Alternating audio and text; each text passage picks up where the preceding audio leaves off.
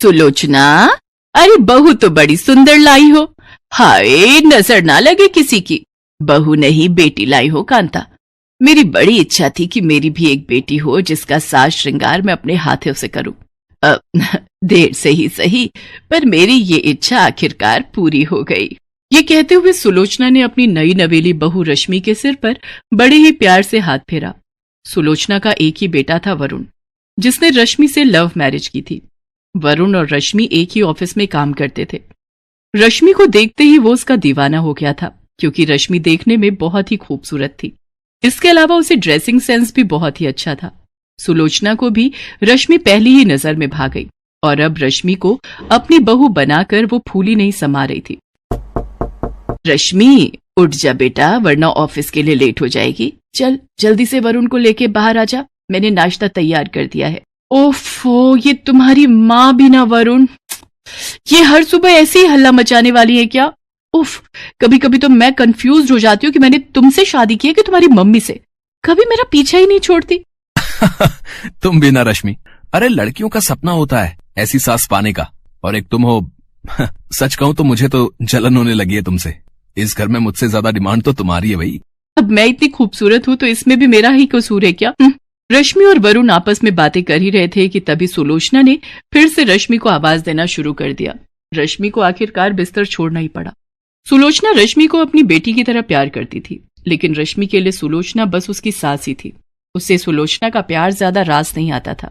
रश्मि बेटा, जरा देखो तो, मैंने तेरे लिए ये फेस पैक बनाया है। इसमें सारी घर की और शुद्ध चीजें डाली है मैंने। तो अब से तू ना वो बाजार का केमिकल वाला फेस पैक यूज मत करना, ठीक है? और रोज इसे अपने चेहरे पर लगाना, फिर देखना तेरी स्किन बिना मेकअप के ही ग्लो करेगी। ओ प्लीज मम्मी जी, मैं जो भी प्रोडक्ट यूज करती हूँ वो टॉप ब्रांड होते हैं और उनके सामने आपके देसी नुस्खे किसी काम के नहीं, तो प्लीज आप रहने ही दीजिए। नहीं बेटा, तुम ध्यान से देखो, इस उम्र में भी मेरी स्किन कितनी अच्छी है, और ये इसी पैक का कमाल है। मेरी उम्र तक भी जवान दिखना है तो तू भी इसे लगा ही कर। आपकी जवानी आपको मुबारक हो मम्मी जी। मुझे क्या यूज करना है और क्या नहीं ये मैं ही तय करूंगी, ठीक है ना? इतना कहकर रश्मि वहां से चली जाती है। सुलोचना को उसका व्यवहार अखरता तो है, लेकिन वो कुछ नहीं कहती। वो रश्मि के खाने पीने से लेकर उसके पूरे दिन के रूटीन का बहुत अच्छे से ख्याल रखती थी, लेकिन रश्मि को ये सब बहुत खटकता था। मम्मी जी इधर आइए जरा। क्या हुआ बेटा? ये मेरा टॉप, इसका क्या किया आपने? वो गलती से फट गया बेटा। गलती से? पर आप मेरे इस टॉप के साथ क्या कर रही थी? साफ साफ बताइए मुझे, ये आखिर फटा कैसे? अब जाने देना बेटा, फट गया तो फट गया। अब क्या दोबारा फाड़ कर बताऊं कि कैसे फटा? देखिए मम्मी जी, मैं आपकी इस एक्स्ट्रा केयर से ना अब तंग आ गई हूँ। आप प्लीज मेरी चीजों को हाथ मत लगाया कीजिए, समझी आप? ये कहकर रश्मि गुस्से में वहां से चली जाती है। आज तो बच गई सुलोचना। अगर इसे गलती से भी पता चल जाता कि मैं इसका टॉप पहनकर देख रही थी और उसी कोशिश में ये फट गया, तो ये तो पूरा घर ही सिर पर उठा लेती। सुलोचना को हमेशा से खूबसूरत दिखना, मेकअप करना और फैशनेबल कपड़े पहनने का बहुत शौक था, लेकिन घर गृहस्थी और ससुराल की बंदिशों के चलते वो कभी अपने ये शौक पूरे नहीं कर सकी। और अब भी घर की बागडोर उसके हाथ में होने के बावजूद वो अपनी इच्छाएं सबके सामने जाहिर नहीं कर पाती। लेकिन उसे जब भी मौका मिलता तो वो रश्मि की चीजों को इस्तेमाल करके खुश हो लेती थी। हालांकि इस बारे में उसने कई बार रश्मि से बात करने की कोशिश भी की, लेकिन रश्मि ने उस पर कभी ध्यान नहीं दिया। फिर एक दिन, आह बचाओ रश्मि। आंटी जी ये सब कैसे हो गया? कुछ नहीं बेटा, वो पैर स्लिप हो गया था मेरा। सुलोचना की बात सुनकर पास ही खड़ी रश्मि उसे घूरने लगती है। ऐसे क्यों घूर रही हो? सच्ची तो कह रही हूँ मैं। क्या हुआ रश्मि? एक तो आंटी जी को चोट लगी है और तुम गुस्सा हो रही हो। गुस्सा नहीं हो तो क्या करूं? मैं तो सच में तंग आ गई हूं इनसे। ये सरासर झूठ बोल रही हैं तुमसे। ये चोट इन्हें इसलिए लगी है क्योंकि ये मेरी हील्स पहनकर कमरे में मॉडलिंग कर रही थी। मेरी इतनी महंगी हील्स भी तोड़कर रख दी। पता नहीं इस उम्र में ये सब करके क्या हासिल करना चाहती हैं ये। मेरे बार बार मना करने के बाद भी ये मेरी चीजों को हाथ लगाना नहीं छोड़ती। कभी मेरे कपड़े, कभी मेकअप, तो कभी जूते चप्पल, सब कुछ पहनकर देखना होता है इन्हें, वो भी चोरी छिपे। मम्मी जी अब बस, मेरी बात कान खोलकर सुन लीजिए आप।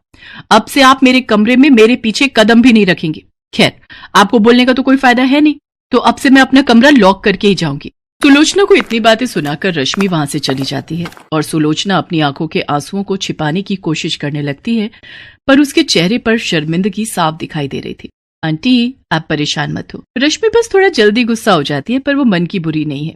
नहीं बेटा, गलती मेरी ही है। मुझे अपनी उम्र देखकर शौक रखने चाहिए, पर मैं भी क्या करूं? जब उम्र थी तब किसी से कह न सकी, और अब कोई बात नहीं आंटी, जो हो गया उसे भूल जाइए। अच्छा, आप मुझे बताइए आपको क्या पसंद है और आपको क्या क्या चाहिए, मैं आपको सब ला कर दूंगी। वैसे तो शिखा रश्मि की सहेली थी, लेकिन धीरे धीरे उसकी दोस्ती सुलोचना से ज्यादा गहरी हो गई। शिखा सुलोचना को खुश रखने की पूरी कोशिश कर रही थी और उसे बहुत कुछ सिखा भी रही थी। हेलो आंटी जी, मुझे एक अपकमिंग मॉडलिंग कंपटीशन के बारे में पता लगा है। अच्छी बात यह है कि इसमें हिस्सा लेने की कोई एज लिमिट नहीं है। अच्छा, लेकिन बेटा मैं कैसे? ओहो आंटी जी, अब कुछ मत सोचिए और खुलकर जी लीजिए अपनी जिंदगी। पर बेटा, रश्मि को जब पता लगेगा तो वो तो बहुत ही गुस्सा हो जाएगी। वो सब आप मुझ पर छोड़ दीजिए, मैं समझा लूंगी उसे। मैं आपके नाम से रजिस्ट्रेशन फॉर्म भर रही हूँ, बस आपको यही बताना था। शिखा सुलोचना को कंपटीशन के लिए तैयार करने लगी। वो हर रोज रश्मि के ऑफिस जाने के बाद सुलोचना से मिलने आने लगी और उसे मेकअप करना, रैंप वॉक करना, यहाँ तक कि इंग्लिश में बातें करना भी खूब अच्छे से सिखाने लगी। फिर कंपटीशन के दिन, शिखा ये कौन सी जगह है और तू मुझे यहाँ क्यों लेकर आई है? चल तो सही, तेरे लिए एक सरप्राइज है जिसे देखकर तेरे होश उड़ जाएंगे। रश्मि को बिल्कुल भी अंदाजा नहीं था कि अब क्या होने वाला है। एक एक करके कई मॉडल स्टेज पर आई और चली गई, और फिर सुलोचना की बारी आई। सुलोचना के स्टेज पर आने से ठीक पहले शिखा ने अपने दोनों हाथों से रश्मि की आंखें बंद कर दी। अरे ये क्या कर रही है Shikha? And the next contestant is Mrs Sulochana Bhandari. Sulochana का नाम सुनते ही रश्मि शिखा का हाथ गुस्से से हटाती है और फिर, ये क्या बेहुदा मजाक है शिखा? मजाक? इसमें मजाक क्या है रश्मि? मेरी सास तो इस उम्र में सठिया गई है, लेकिन तुम्हें क्या हो गया है? ओह शट अप रश्मि, मुझे तो तेरी सोच पर शर्म आ रही है। तेरी सास ने हमेशा तुझे अपनी बेटी माना, तेरी हर बदतमीजी को नजरअंदाज किया। जानती है क्यों? क्योंकि वो तुझे नाराज नहीं करना चाहती। लेकिन बदले में तूने क्या किया? तूने तो एक बार भी ये जानने की कोशिश तक नहीं की कि आखिर वो चाहती क्या है, उनकी खुशी किसमें है। सॉरी टू से रश्मि, बट जो काम मैंने किया है असल में वो तुम्हें करना चाहिए था अपनी सास के लिए। रश्मि का सारा ध्यान शिखा की बातों पर था। उसने एक बार भी स्टेज पर खड़ी सुलोचना को देखा तक नहीं, और तभी स्टेज पर हुई एक अनाउंसमेंट ने शिखा और रश्मि दोनों का ध्यान खींचा। And the winner is contestant number 15, Mrs Sulochana Bhandari. Sulochana ने न सिर्फ उस मॉडलिंग कंपटीशन को जीता था, बल्कि उस दिन उसने रश्मि का दिल भी जीत लिया था। रश्मि ने जैसे ही सुलोचना को देखा तो उसे खुद ये महसूस हुआ कि वाकई उस दिन सुलोचना बहुत ही अट्रैक्टिव लग रही थी। इसके बाद शिखा रश्मि का हाथ पकड़कर उसे स्टेज पर लेकर गई, जहां सुलोचना को जीत की ट्रॉफी दी जा रही थी। रश्मि बेटा, मुझे माफ कर दे, इस सब के बारे में तुझे पहले बताने की मेरी हिम्मत नहीं हुई। अब तुम मुझसे गुस्सा तो नहीं है ना? नहीं माँ, मैं बहुत खुश हूँ और मुझे इस बात पर गर्व है कि आप मेरी माँ हो। इतना कहकर रश्मि रोते हुए सुलोचना के गले लग जाती है। इसी बीच एक आदमी उन दोनों के पास आकर कहता है, Sulochana ji, can we talk for a moment? Yes of course young man. Actually ma'am, हम मॉडलिंग एजेंसी से हैं। हमें मदर फिगर के लिए एक नए फेस की जरूरत है, जिसके लिए आप एकदम परफेक्ट हैं। No sorry, but I don't think that I can do this. क्यों नहीं माँ, आप जब इतना कुछ कर सकती हो तो इससे आगे भी बहुत कुछ कर सकती हो। Sir, can I please take your card? We will meet you at your place. अब सब कुछ बदल चुका था, रश्मि भी और सुलोचना भी, लेकिन ये बदलाव अच्छा था। रश्मि अब दिल से सुलोचना की बेटी बन चुकी थी और सुलोचना एक मॉडल। ये कहानी है सुभद्रा की। सुभद्रा गांव में रहती है और उसका बेटा अखिल शहर में। वो वहां एक मल्टीनेशनल कंपनी में जॉब करता है। सुभद्रा का बेटा अखिल अचानक से शहर से उससे मिलने गांव आया था। बेटे को देखकर वो बहुत खुश हुई और फिर से वही शिकायतें उसकी शुरू हो गई जो हर माँ की होती हैं। कैसी शक्ल बनाकर रखी है तूने? कितना दुबला हो गया रे तू? अरे खाना पीना ठीक से खाता नहीं है क्या? बहुत काम करवाते हैं क्या ऑफिस वाले? अरे माँ, कहाँ दुबला हुआ हूँ, वैसा ही तो हूँ। पता नहीं यार माँ की आंख ऐसी क्यों होती है, उसे अपना बच्चा दुबला ही दिखता है। तुझसे तो बोलना ही बेकार है। सुन, तू हाथ मुंह धो ले, मैं तेरे लिए आलू के पराठे बनाकर लाती हूँ। सुभद्रा रसोई में जाने लगी तो अखिल ने अपनी माँ का हाथ पकड़कर उसे सोफे पर बिठा लिया और कहा, अरे माँ, ये सब छोड़, मुझे तुमसे कुछ बहुत जरूरी बात करनी है। ये सुनकर सुभद्रा की आंखों में चमक आ गई और उसने खुश होकर उससे पूछा, क्या बात करनी है बेटा? शादी के बारे में? तू तैयार है? रुक, मैं तुझे कुछ दिखाती हूँ। सुभद्रा ने सोफे के पास रखे टेबल से कुछ लिफाफे निकाले और उससे लड़कियों की तस्वीर निकालकर अखिल को दिखाने लगी। बोल, कौन सी है तुझे पसंद? अखिल ने उन तस्वीरों को बेमन से देखा और माँ से कहा, माँ मुझे इनमें से कोई भी पसंद नहीं है। क्या बोल रहा है तू? सारी इतनी सुंदर हैं, पढ़ी लिखी भी हैं। तब अखिल ने अपनी माँ से जो बात कही उसे सुनकर उनके चेहरे पर चमक आ गई। अरे सच, तूने लड़की पसंद कर ली है? अरे कौन है वो? क्या नाम है उसका? कहाँ की है? अरे माँ, एक साथ इतने सारे सवाल। ये कहकर अखिल ने अपना मोबाइल निकाला और उसकी गैलरी से आकांक्षा की तस्वीर निकाल कर दिखाई। उसे देखकर सुभद्रा बहुत खुश हुई। वाह, कितनी सुंदर है मेरी बहू। मैं बहुत खुश हूँ बेटा, बहुत खुश। अखिल और आकांक्षा की शादी हो गई। जब वो पहली बार उसे लेकर घर आया तो सुभद्रा द्वार पर उसकी आरती उतार रही थी, तो आकांक्षा को ये सब पसंद नहीं आ रहा था। आकांक्षा शहर में रहने वाली मॉडर्न ख्यालों की लड़की थी। उसने सुभद्रा से कहा, क्या मम्मी जी, अब ये सब कौन करता है? अरे क्यों नहीं करता, सभी करते हैं। लक्ष्मी हो तुम मेरे घर की, और लक्ष्मी का स्वागत तो ऐसे ही किया जाता है। सुभद्रा की बातों को सुनकर आकांक्षा ने अपना मुंह बना लिया। अखिल चाहता था कि आकांक्षा थोड़े दिन माँ के साथ रहे, क्योंकि उसकी कंपनी वाले उसे देश से बाहर भेजने वाले थे। आकांक्षा ने भी कभी गांव देखा नहीं था, इसलिए उसने अखिल की बात टाली भी नहीं। ठीक है बाबा, लेकिन जल्दी आ जाना, मैं यहाँ अकेले बोर हो जाऊंगी। अखिल शहर चला गया। एक दिन की बात है, सुबह का समय था। आकांक्षा अपने कमरे में सोई हुई थी। सुभद्रा घंटी बजाते हुए पूजा कर रही थी। घंटी की आवाज से आकांक्षा डिस्टर्ब हो रही थी। वो गुस्से में बाहर आई और सुभद्रा से कहा, क्या मम्मी जी, सुबह सुबह इतना शोर क्यों कर रही हैं आप? ऐसा नहीं कहते बहू, मैं पूजा कर रही हूँ और अब तो सुबह के 7 बज गए। 7 बज गए तो मैं क्या करूँ? मुझे आप जैसे गवारों की तरह जल्दी उठने की आदत नहीं है। चलिए अब बंद करिए ये सब और मुझे सोने दीजिए। सुभद्रा को अपनी बहू की बात बहुत बुरी लगी, लेकिन वो चुप रह गई और खुद को ही दोष देने लगी। मेरी ही गलती है। अरे वो शहर की है, वहाँ लोग देर से सोते हैं, देर से जागते हैं। मुझे इस बात का ख्याल रखना चाहिए। आकांक्षा ज्यादातर समय या सोकर बिताती या अपने दोस्तों से बात करके। वो सुभद्रा की कोई मदद नहीं करती। एक दिन वो फोन पर बातें कर रही थी और सुभद्रा अपने बैल को चारा दे रही थी, तो अचानक उसका बैल जोर से रंभाने लगा। अरे क्या हो गया, क्यों गुस्सा कर रहे है तू? मैं आ तो गई खाना देने। हाँ ठीक है, मैंने आज थोड़ी देर कर दी। अरे क्या करती, मेरे घुटनों में जोरों का दर्द जो था। बूढ़ी हो गई हूं ना मैं। उधर फोन पर बातें करती आकांक्षा की दोस्त ने बैल के रंभाने की आवाज सुनी तो उसने कहा, अरे क्या बात है आकांक्षा, तबेले में है क्या तू? ये पीछे से कैसी आवाज आ रही है? अरे गांव है ना ये, यहाँ तो गाय भैंस की आवाज आएगी ना, कोई डीजे तो बजेगा नहीं। अच्छा सुन, मैं तुझसे थोड़ी देर में बात करती हूँ। आकांक्षा ने फोन काटा और सीधे सुभद्रा के पास पहुंची। क्या मम्मी जी, आप लोगों को जरा भी तमीज नहीं है क्या?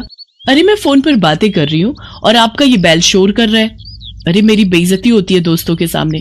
आपको बड़ा मजा आता है ना मुझे तंग करने में। ये तुम कैसी बातें कर रही हो बहू? मैं भला तुम्हें क्यों तंग करूंगी? और जहां तक बात रही इसके रंभाने की, तो इसे भूख लगी थी। अब ये बेचारा हमारी तरह खाना तो मांग नहीं सकता, जानवर है ना। ये जानवर है, आप तो नहीं। कान खोलकर सुन लीजिए, जब मैं अपने दोस्तों से बात करूं तो इसे बाहर ले जाइए, नहीं तो मैं ये घर छोड़कर चली जाऊंगी। अरे नरक बना दिया है मेरा जीवन आप लोगों ने। सुप्रिया फिर से खामोश रह गई। एक दिन जब वो गोबर से घर का आंगन लीप रही थी तो आकांक्षा फिर से नाक बंद करके तमतमाती हुई बाहर आई और गुस्से में सुप्रिया से कहा, क्या है मम्मी जी, ये क्या है? पूरे घर में आपने बदबू फैला दी है। बहू गोबर है ये, पता है कितना पवित्र होता है, घर में कीटाणुओं को प्रवेश नहीं करने देता ये। अरे क्यों मेरे पीछे पड़ी हैं आप? नहीं चाहिए मुझे अपने घर में गोबर वोबर, जब मैं चली जाऊंगी तो करते रहना ये सब। बिल्कुल गवारों के बीच में छोड़कर गया ये अखिल। कंपनी वालों ने 2 महीने की ट्रेनिंग और बढ़ा दी उसकी। 2 महीने इस गांव को और झेलना पड़ेगा मुझे। सुप्रिया आकांक्षा की किसी बात का बुरा नहीं मानती, वो उसे बहुत प्यार करती थी। एक दिन की बात है, सुप्रिया ने आकांक्षा से कहा, बहू आज कुछ लोग तुम्हें देखने के लिए आ रहे हैं। वो क्या है ना कि ये लोग शादी में नहीं आ पाए थे। मुझे देखने? अरे मैं क्या कोई नुमाइश की चीज हूँ जो मुझे देखने आ रहे हैं? सुनिए, उन लोगों को मना कर दीजिए, मुझे किसी से नहीं मिलना। आकांक्षा बार बार सुप्रिया का अपमान करती और बार बार उसे जली कटी सुनाती, लेकिन सुप्रिया अपनी बहू को कुछ नहीं कहती। उसे हमेशा यही लगता कि बहू शहर की है, वहां के तौर तरीके अलग होते हैं, उसे वो बदल नहीं सकती। एक बार की बात है, सुप्रिया कुछ दिनों से बहुत बीमार थी। उसका बुखार उतरने का नाम ही नहीं ले रहा था, लेकिन आकांक्षा को इन सब बातों से कोई फर्क नहीं पड़ता था। एक दिन आकांक्षा छत की बाउंड्री के पास खड़ी होकर अपने दोस्तों से बातें करते हुए और अपनी सास की शिकायत करके अभी फोन रखा ही था कि तभी न जाने कैसे उसका पैर फिसल गया और वो छत से नीचे गिर पड़ी। आह! आकांक्षा की आवाज सुनकर सुप्रिया भागी भागी बाहर आई। उसने देखा कि आकांक्षा जमीन पर गिरी तड़प रही है। बहू, बहू, अरे ये कैसे हो गया? आकांक्षा लहूलुहान हो गई थी। गांव में अस्पताल 4 किलोमीटर दूर था। सुप्रिया को समझ नहीं आ रहा था कि वो क्या करे। तभी उसे अपने बैल के रंभाने की आवाज आई। सुप्रिया ने अपने बैलों को तुरंत बैलगाड़ी में जोड़ा और अपनी बहू को उसमें डाला और खुद ही बैलगाड़ी चलाकर अस्पताल की ओर जाने लगी। जल्दी चल और जल्दी चल, मेरी बहू को जल्दी से अस्पताल पहुंचाना है। दोनों बैल पूरी तेज गति से भागने लगे। कुछ देर बाद ही वे सभी अस्पताल पहुंच गए। आकांक्षा की गंभीर हालत देखकर डॉक्टर ने उसे तुरंत एडमिट कर दिया और उसका इलाज शुरू कर दिया। कुछ देर बाद डॉक्टर ऑपरेशन थिएटर से बाहर आए। अब आपकी बहू की हालत में सुधार है। अगर आपने उसे लाने में जरा भी देर की होती तो कुछ भी हो सकता था। जब तक आकांक्षा अस्पताल में रही, सुप्रिया न रात को सोती न दिन को। वो सारा समय उसके सिरहाने बैठी रही, उसकी किसी भी जरूरत को तुरंत पूरा करती। आकांक्षा को पता लग गया था कि सुप्रिया किन परिस्थितियों में और कैसे उसे अस्पताल लेकर आई थी। उसे अपनी हर पुरानी बात आज याद आ रही थी और उसे पश्चाताप हो रहा था। माँ जी, मुझे माफ कर दीजिए। मैंने आपके साथ कितना बुरा किया, क्या नहीं कहा आपको, लेकिन आपने मेरी जान बचाने के लिए क्या कुछ नहीं किया। मेरी गलतियों के लिए माफ कर दीजिए। अरे कोई गलती नहीं की तूने, तू ठीक हो गई बहू, बस मेरे लिए यही सबसे बड़ी बात है। तभी आकांक्षा को बैल के रंभाने की आवाज आई। वो उस आवाज को सुनी रही थी। तभी, पता है तू यहाँ बीमार है तो मेरे दोनों बैलों ने भी खाना पीना छोड़ दिया है। वो अस्पताल के बाहर ही खड़े रहते हैं। सच कहूँ तो वो ना होते तो पता नहीं मैं तुम्हें कैसे अस्पताल लेकर आती। सुप्रिया की बातों को सुनकर आकांक्षा की आंखों से झरझर कर आंसू निकलने लगे। वो बाहर निकली और बैलों को गले लगाकर उनसे भी माफी मांगी। आकांक्षा बदल गई थी। उसे गांव अच्छा लगने लगा था और सुप्रिया में तो उसकी जान बसने लगी थी।